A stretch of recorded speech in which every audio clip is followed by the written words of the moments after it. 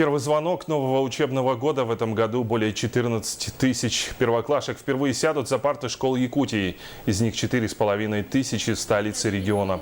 Во всех учебных заведениях республики проходят торжественные линейки и классные часы. Стоит отметить, что треть бюджета региона идет на развитие образования. За последние 15 лет построено 192 современных типовых школы.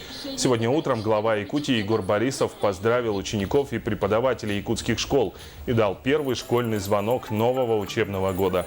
Детских журналов примите. Сейчас прозвучит главный школьный звонок Республики Саха-Якутия. Начинаем обратный счет.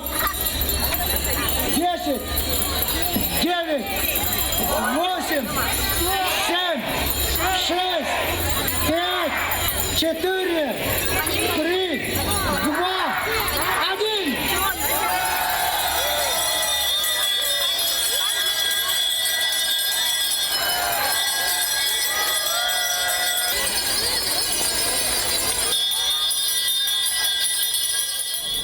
Кроме того, сегодня тысячи школ по всей стране распахнули свои двери перед школьниками, и первый школьный звонок возвестил о начале учебного года. По традиции, сегодня в образовательных учреждениях прошли торжественные линейки. С особым вниманием встречают в этот день тех, кто впервые сядет за парту – первоклассников. В этом году классическая гимназия Якутская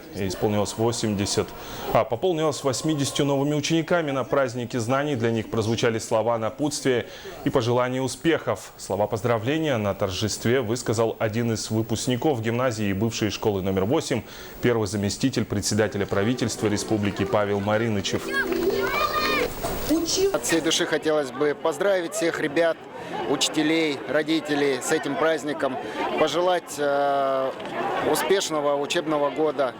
А первоклассников хотелось бы поздравить отдельно и пожелать этим ребятам всего самого хорошего, пожелать того, чтобы из самых, наверное, счастливых годов жизни, когда ты учишься в школе, ребята вынесли все самое полезное, самое светлое, самое доброе, как это всегда и бывает.